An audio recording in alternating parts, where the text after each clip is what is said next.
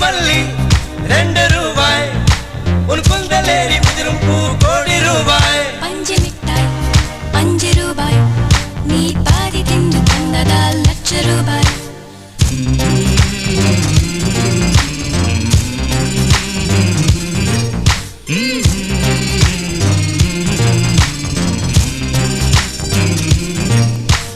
காதலிக்கும் பெண்ணின் கைகள் தொட்டு நீட்டினால் சின்ன தளர் கூட தங்கந்தானே